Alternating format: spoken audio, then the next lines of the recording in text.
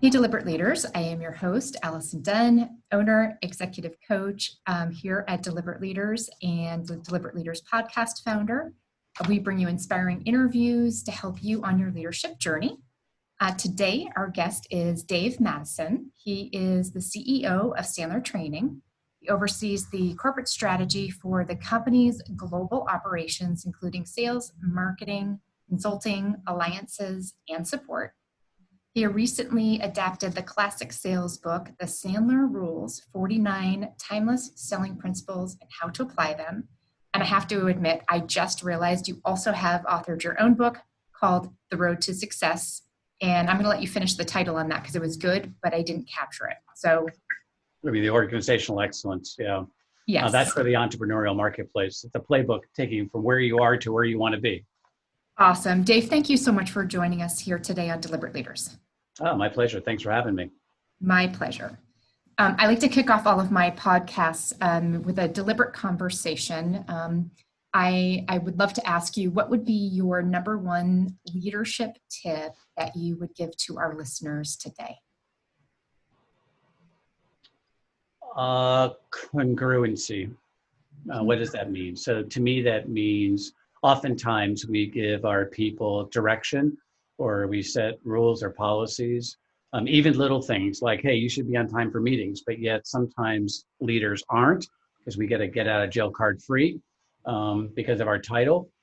And I think people listen to what you say, but they're also going to watch what you do. And you should model what you want everyone else to be doing, not sending a memo telling them and then doing what you always do. And then blaming, the environment on why things are, you went late or this or that. So I would say congruency.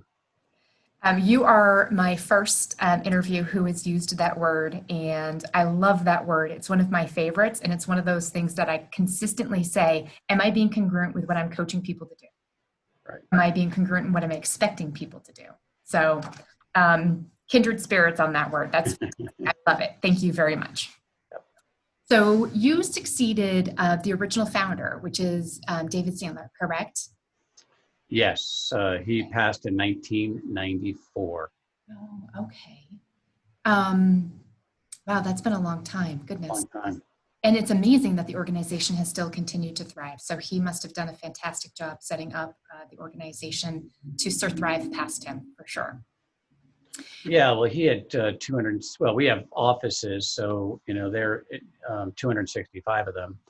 But in our world, in the training world, it's rare, actually, that the company continues and thrives after the founder. Most of the time, when the head person that wrote all the material passes, the companies tend to kind of just dwindle off. But Sandler set it up where that would never happen because he was never the icon of the business, right? He made the content number one, and he made the offices the spotlight versus himself. So he was a genius.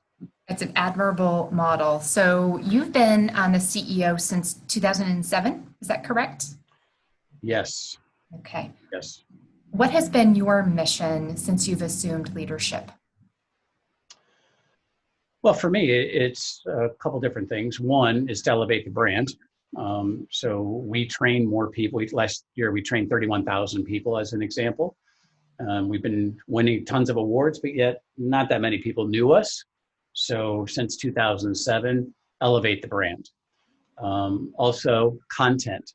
So we expanded our content versus just the Sandler selling system. Now you've got programs for every customer-facing individual that generates revenue. Even the new roles called customer success. So we have all of that now. So I think that has been a mission to expand our view, and then to really build strong offices. I mean, that would be my third. So to really build strong offices around the world, which we've successfully done. We're in 31 countries now. 31 countries, and how many offices? 265. 265. That is super impressive. I'm just super curious. What's the most important thing that you spend your time doing on a day-to-day basis? Connecting dots, really.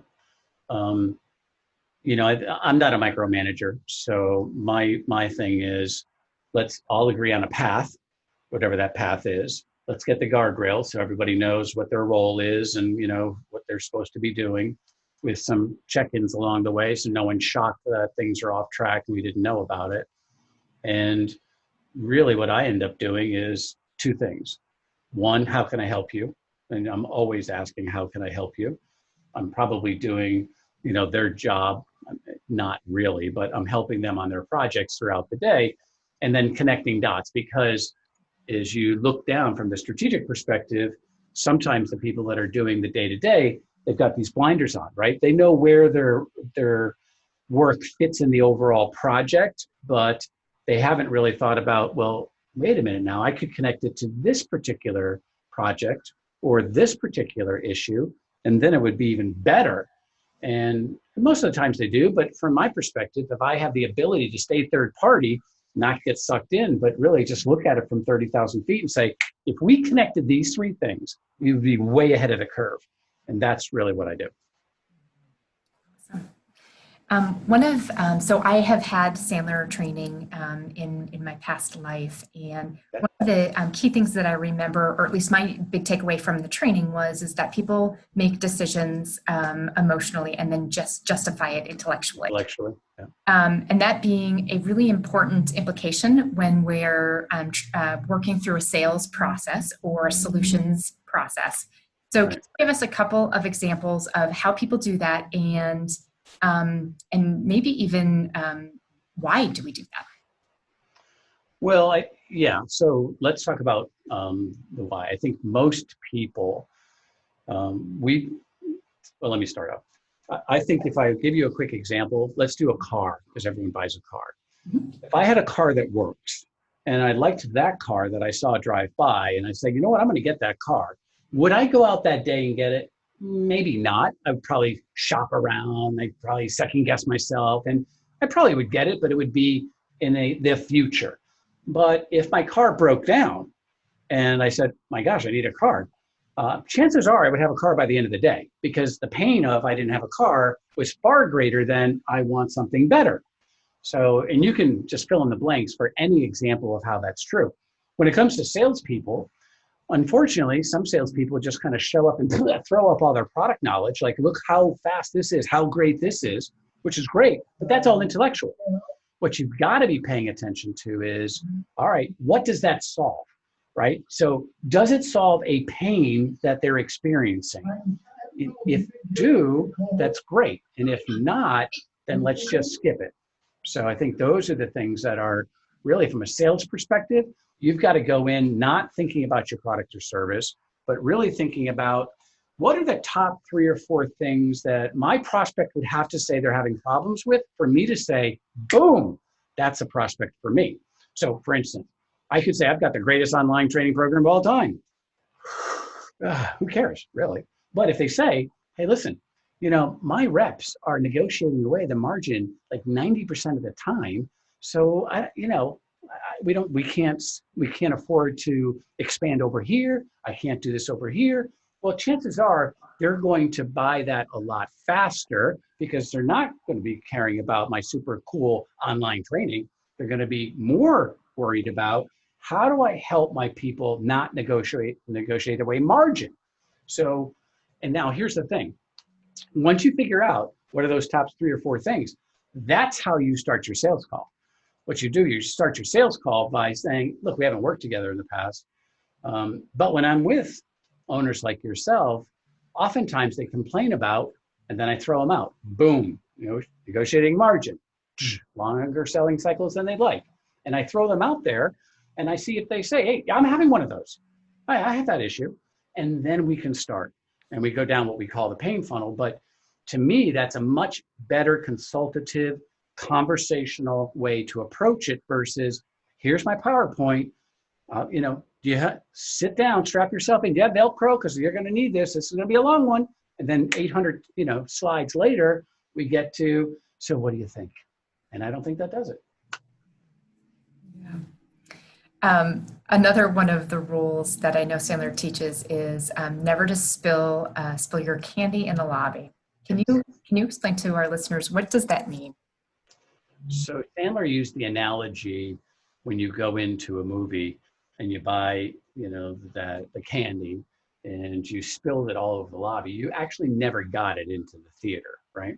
And so in the sales world, that analogy happened when you spill your candy in the lobby where you have no idea what their issues are. You have no idea what their decision-making process is. You have no idea what their budget constraints are, but yet you start the product pitch, right? You're going to go in and tell them how wonderful your company is and how wonderful your product is. And that's spilling your candy in the lobby because you didn't even, product knowledge is used once you have a qualified prospect, not to establish credibility. And I think that's where people get messed up because a lot of people feel more comfortable talking about product than they do about, tell me about your issue. They get very uncomfortable with that, but that's the fastest way to get a sale to progress through the funnel. So I've had over many decades, people really spill their candy, and I'm not in the market. I'm not buying. I'm not interested, and now I'm completely turned off by what it is that they've positioned. Now, if you're buying, though, Allison, that's the greatest thing of all time because they're going to spill their candy in the lobby. So you might as well just start this is super cool. Can you tell me about that? All they heard is buyer, buyer, buyer. And I'm thinking free consulting, free consulting, free consulting, Oh, very true. So what is the most important, or what is a great question what's the first question we should be asking our prospect as opposed to trying to sell them something? Well, I think the first minus question, I think you should set the stage, right? If you remember from the training, I think the upfront contract is probably what we should be doing first, and which we can talk about if you want. But if you want to I think that's worthwhile to cover. Okay, so here's listen, let me talk to the sellers. You probably have the following issues at some point in time. You showed up at a meeting, you started blowing and going, and some people in the room had no idea what the agenda was because maybe they were invited in, or maybe they put it in the calendar 30 days ahead of time. They don't even remember your name. Well, that happens. Or you thought you had an hour and you're doing your thing. Prospect looks down, crazy day. What you're saying though is interesting. Could you put that in writing, send it to us and I'll socialize it? Well, wait a minute now. I just got cut off by 40 minutes, right? You didn't know, you got surprised. Or you're so worried about your agenda that you realize that the prospect didn't get theirs on the table, right? Because you were talking too much. The last big one is there's no clear next steps. So if we all have had those issues where now you're chasing, have you ever been chasing after a great call? You're like, what am I, a stalker? Why am I chasing? Well, you could take care of that through what we call the upfront contract. There's 5 elements. One, in the first minute or two, right? I mean, we've done rapport, we're talking, and then I would always say, Allison, it's been a while since we've talked on the phone. Today, the purpose of today was X. And I tell them right there. Now, hopefully I've jogged your memory, but if there's somebody else in the room, they've heard it for the first time. You can see it on their faces like, okay. And sometimes they're even saying, why am I here? Like, why am I here? And I'll even stop. Sounds like you may be surprised by that. Yeah. So, and I'm now dealing with this real quick, right? Because they may not know. Time. We talked about 60 minutes on the phone. That's still good. I know things are crazy. Is that still good? You still have that time set aside? You could say yes or no. If you say no, things are really crazy, you can only have 30 minutes. At least I know before I start, right? And then I can adjust my style. But if you say no, it's good, you're less likely to say, in the call, hey, gotta go. I've trapped you away. You can't do it now. So I've established that. The next thing I would do is to say, look, I know time is precious. We haven't worked together. There's 2 or 3 things that you want to make sure that I cover about what we do, how we do it, who we do it for, or anything before we leave today. And so I just start jotting that down. Why do I want to know that? Well, I want to know that because sales is a conversation. And the buyer's not going to start listening until they know that you're going to deal with their issues. Otherwise, they slip it in. You ever been in a conversation where somebody slipped something in? Hey, what about delivery? Where'd that come from? Where did that come from? It's like a sales meeting when the unhappy rep throws out, that little subject bomb, right? So I ask that. And then I'll say, here are the 2 or 3 things that I'd like to cover as well. And I tell them up front. I give them a chance to start thinking about it. But also I've had people say, well, I can't answer those questions. That's not what I'm in charge of. I'd like to know that before I start. So there's a lot of benefit. And then at the end, I'll say, look, I don't know how today's going to go. I mean, we may get into a position where, your issues and what I do don't fit. And that's okay if we get there. In that case, maybe in the future. On the other hand, we may find that some of the things that you're frustrated by, we can help with. And so we should talk about a next step. The next step in my process is that you would invite me back and I tell them what my next step is. I have done this before we started the call. So what that does is at the end, I'm going to say, hey, Allison, where are we? Does it make sense to have another meeting or doesn't it? So I'm not surprising you, especially if it wasn't a next meeting. Let's say you had to decide whether you're going to do business with me or not. Here's what doesn't work. You have a 60-minute call, 55 minutes into it. You say, so what do you think? There's the trial close, right? And people are like, well, it's a lot. We got to think about it. And then here come the stalls and objections. No, I'm telling you right up front what we're going to decide. And no's okay, always no's okay. But if it's a yes, here's where we are. And here's what's the amazing thing. The intensity of that call, the focus of that call is dramatically different when you use that because they're trying to decide, do I want to invest that time? Do I want to do this? I want to get my questions answered versus what do you got? What do you got? What do you got? What do you do? And so it really sets the stage, but you should be doing that before you start every call and when you end every call. Hey, let's just kind of review what's going to happen next time, Allison. I'm going to need about 90 minutes. Is that going to be okay? Here's what we're going to cover. What do you want to make sure that I bring next time? And then we should be in a position to decide whether we should move forward or not, if that was my next step. And so I do that all through my sales process because as a salesperson, you should know where you are today and where and what you need to do to get to that next step. So Sandler always used to do sales funnel management with me, and he would say, hey, when is that going to close? And I would say, let's say, in a week. So did they agree to that? Or is that just your fantasy in your mind? Did they agree to that in their upfront contract? Well, of course they know. No. Did it come out of their mouth? Did you say? And of course, 100% of the time I'd say, wow, no, I didn't say that. But you got nothing then. And so he trained me. I do this in my social life, right? Okay, what are the next steps? What's going to happen next if we do this, right? So we're looking at this house. Let's pretend we hate the house. It's done. But if we like the house, honey, what are we actually doing? Do we not like our house? I mean, what are we doing over here? And so we just get it all out before it happens, right? And just the buyer-seller wall goes down, participation goes up. It's kind of cool. I love the fact that you just pointed out that you use it in your personal life as well. Yeah. Once you master the upfront contract of what are the next steps and positioning of you can apply it everywhere, and it does. It drops down what's the expected next. I have applied it very much so in my coaching practice. And when I am meeting with someone and we're doing a strategy session, the upfront contract is to, after this meeting, you're going to make a decision of whether or not it makes sense for us to work together. And I get that commitment before we do the strategy session. Mm-hmm. It works. It sets the expectation, and it puts both of the person in charge of saying, I'm not sure this is a good fit. And I sometimes am the one who says that versus, the prospect. So. Well, it's liberating for both sides, to be honest. It is. Oh, seriously. Yes. Yeah, because most people don't want to say no to you, but if you give them permission ahead of time, it's a lot easier. Yeah. So upfront contract. So now that you have the upfront contract, how can you give listeners a couple of ideas? I know this is super offensive to a lot of people when they just have, dig for the pain, look for the pain points. And it's not to be sold, it's to identify how you can help. So can you talk through pain points and how to do it correctly and how to do it poorly?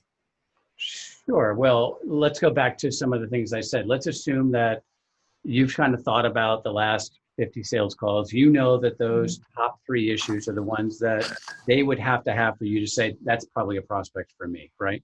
And so let's do negotiating margin, because we talked about that already. So I would say, here's some of the issues that CEOs like yourself are frustrated by. Now I'm using trigger words: frustrated, concerned, upset. Those are pain trigger words versus, hey, I talked to CEOs that are super happy about margin being discounted. Anything you? No. So I use the trigger words and they'll say, well, yeah, I have that one. And then the best analogy for your listeners is now you become a doctor, right? So doctors ask questions. When you go in and say, I have a back pain, what do the doctors ask you? Well, they probably ask you, well, be specific. So I want you to use the same types of questions. So when I say, yes, they have a problem with negotiating margin, my first question is, well, tell me more about that. That's the first one. Second one, well, can you give me an example? Be specific, right? So when they say, well, they've been doing this all the time, like, well, give me an example. Well, just last week, bada, bada, bada, bada. Now I'm getting emotionally involved, right? As a buyer, which is great. And then I say, well, how long has that been happening? I mean, a week? What are you talking about? This has been going on for 2 years. Now who's selling who, right? I say, okay, well, look, have you tried to fix this in the past? Because obviously, it's an issue, right? You're concerned about it. So have you tried to fix it? Yes, I've tried to fix it. And here, blah, blah, blah, blah, blah, blah, blah, blah, blah. And then is anyone else concerned? Is this just your issue? Or no, the CEO is concerned. Big concern over here. And so if you just ask the same questions that a doctor would ask, you're going to be a lot better off. So, give me an example, be specific. How long has it been an issue, right? Then, of course, you want to know, what have you done to fix it? What have you done to fix it? You're asking pain, impact for pain. Like, as an example, you say you're negotiating away margin. What's the impact to the company? Is this actually a big deal? I mean, are we talking about $1,000 here? So, we don't want to waste a lot of time on that. So what's the impact? Well, wait a minute now. I've got 10 salespeople. We're negotiating away probably 20% of my margin. So they each make 5 sales. So that means, that's $500,000. Now, I always deny it. Well, that sounds high. Allison, that sounds very high. It's not high. No, it's not high. And now all I have to do is keep the conversation going. And at the end, the buyers actually sold themselves because I asked a lot of good questions. So I go back to this doctor analogy I quickly say, but if I said, hey, I got a back pain, tell me about it. What have you done? You've taken heat, cold, right? Aspirin, what have you done? How long's it been there? It's been hurting for a month, a year? They ask you the same questions. What they don't do is what we talked about before. You got a back problem? Whoa, let me show you all of my diplomas. Let me show you the table that you may be operated on. Let me do this. But isn't that what salespeople do? What? Let me tell you about my company. Let me tell you about my products. Don't say another word. And that's the trap. Yeah. I think that is a really powerful way to talk through, having people understand what a lot of sales people, and I have been totally guilty of doing that as well, before I knew better. Now you're reformed, right? I am reformed. I'm a reformed poor salesman. I am now a stellar salesperson. There you go. One of the other Sandler rules is to never ask the unasked question. Never answer the unasked question. I think I've said that correctly, right? Yep. Never answer an asked question. Yep. Why is that? Why is that dangerous? Well, first of all, I think half the time we assume it's a question. Like, for instance, your price is pretty high. Well, wait a minute. Hey, let me tell you why. And then you start justifying. But they didn't even ask you a question. That was a statement. And so if somebody says, hey, your price is a little high, I would say, you must be telling me that for a reason. And so, well, yeah, I just expected it to be lower. I don't have to say anything, right? Or your price is a little high. And now I start answering, here comes the discounting, ba-da-ba. So I think what you have to do, if you hear a question that needs to be validated or more specific, then instead of answering it, do 3 things: stroke, repeat, reverse. Hey, I appreciate you bringing that up. And when you say X, Y, and Z, help me understand that. What does that mean exactly? And then let them talk, let them do their thing. But I think oftentimes we panic in the sales cycle to say, They're asking me that question, which is not even a question, it's a statement most of the times. And I think we get worked up and we start answering stuff that's never asked. Or even this, you say, hey, I have real interest over there in that software. I start talking, you look like you're gonna be a good buyer. And then, boom, there's a new upgrade coming out next month. What? Oh, well, then I'll wait. Well, no, you get it for free. No, I don't want to download it twice, I'll wait. Now, what just happened? Did you ask that question? No, you didn't ask that question. I felt compelled to oversell because you were getting excited. Now I got excited. Now I don't have a sale. That's the problem. What kind of guidance do you give someone when to stop selling? The person has bought. How do you know? What are the signs? Well, when I'm going through, let's say that you had 4 problems, I'm validating and testing each one. So, for instance, let's go back to my example. So they had a problem with discounting margin. They had a problem with long selling cycles, right? And they had 3 other problems. And so what normal salespeople will do is they go all the way to the end of the presentation and they say, what do you think? Isn't that cool? No. So the first thing that I would do to make sure that you're engaged is say, look, we've got these 5 issues that you've shared with me. Which one would you like to see me solve first? Or which one would you like to talk about first, however you word it? And so now I know you've picked your most important one, which by the way is never number 1 on your list for whatever reason. It's like 2 or 3, right? So now we're going to do your first one. Now here it is. I'm dancing around to show you all how we're going to fix this wonderful thing. And then at the end, before I move on to 2, I say, Allison, I know we covered a lot.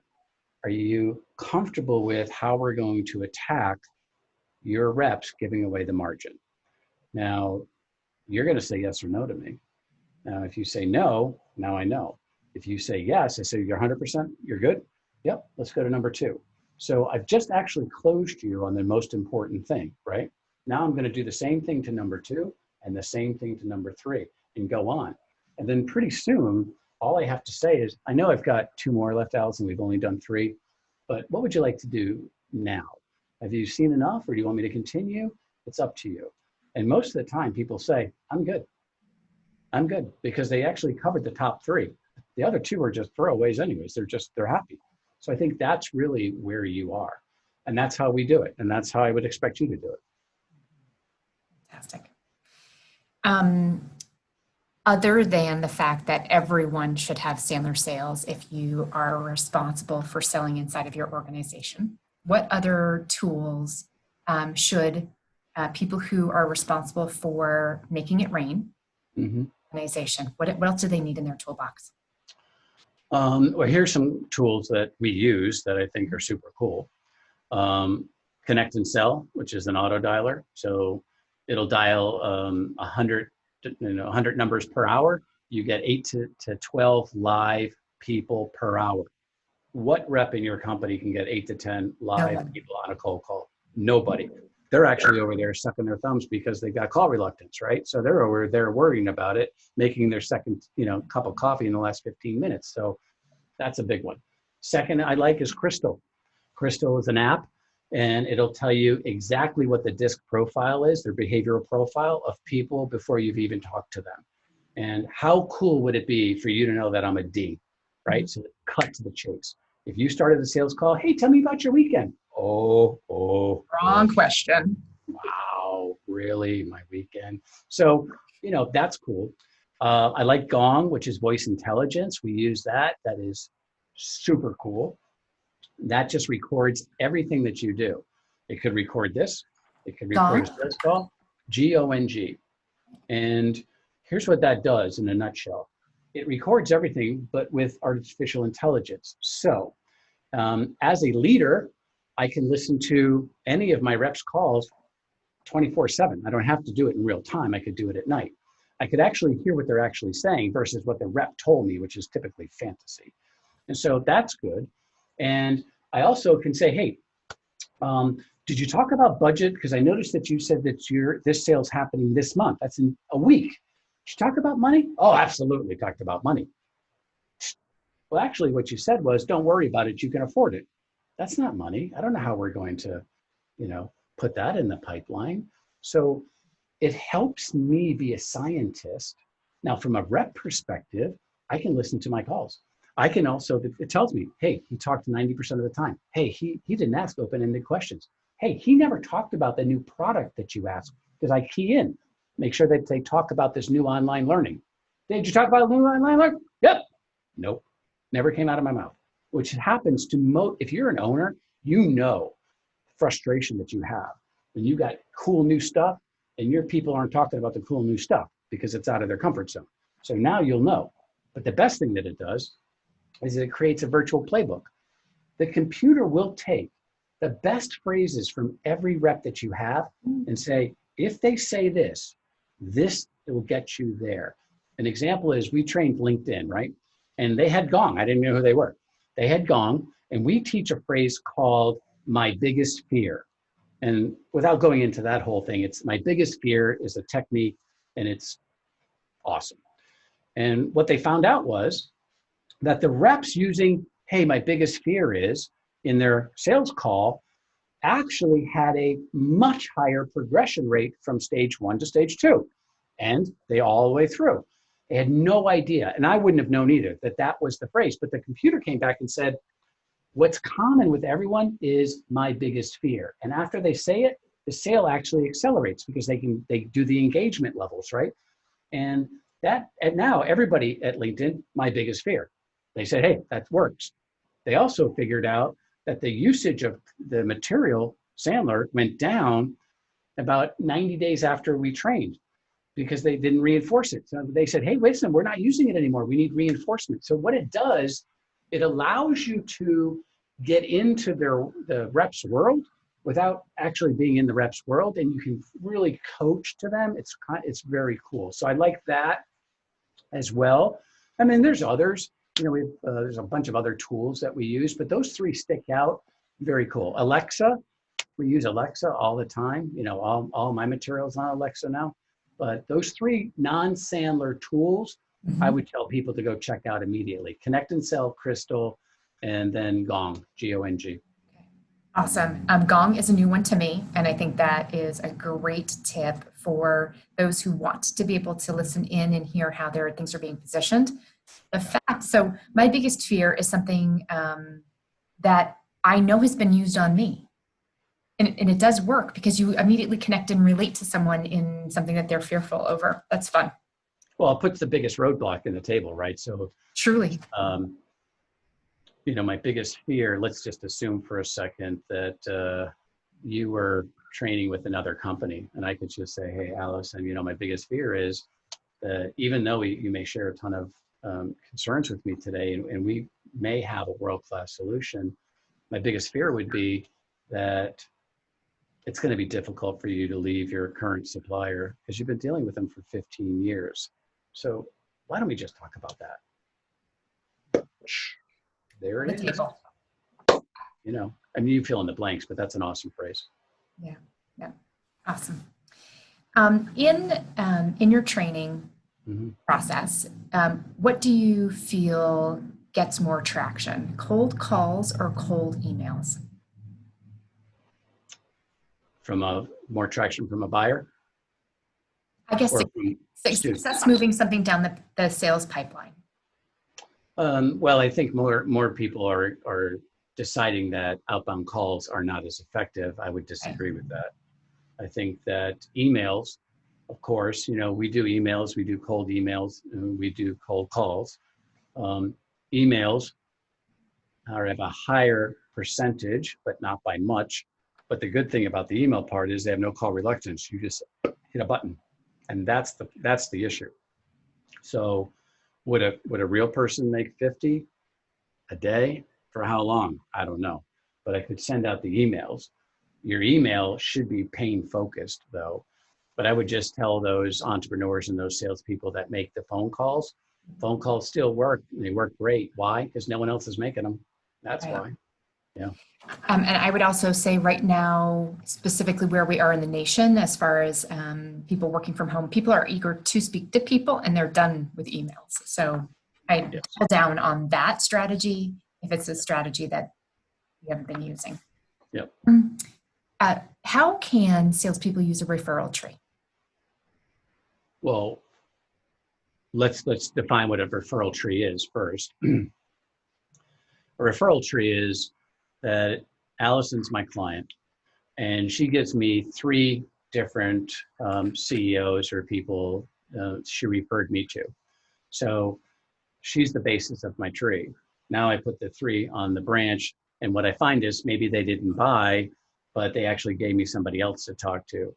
And once you start tracking who gave you what referrals and where did they all come from, you're going to realize that there are certain people in your network, some that you knew were that powerful, but some you didn't, that give you an incredible amount of business.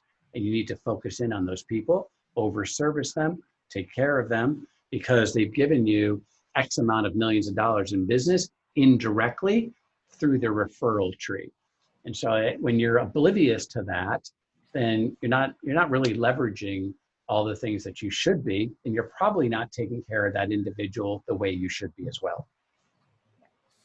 I guess I forgot that I realized that not everyone knows what a referral tree is. So thank you for walking us through that. Yeah, we're doing Sandler jargon now. Completely. Dave, we've covered a number of tips today here. Is there any tip that I didn't think to ask you about that you'd like to share? Well, I would say for the owners and for the salespeople, maybe a good tip would be to connect your personal goals to the corporate goals. And so what does that mean? Let's just assume that I'm your leader, I'm your manager. I give you a $10 million quota, and that's your quota, and that's all we talk about. Where are you in quota? Where are you in quota?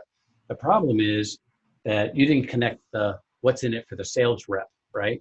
So what I would suggest that you do, and if your leader's not going to do it, you can do it to yourself, is if I had a $10 million quota, I'm going to make, let's pretend, $500,000 in commission.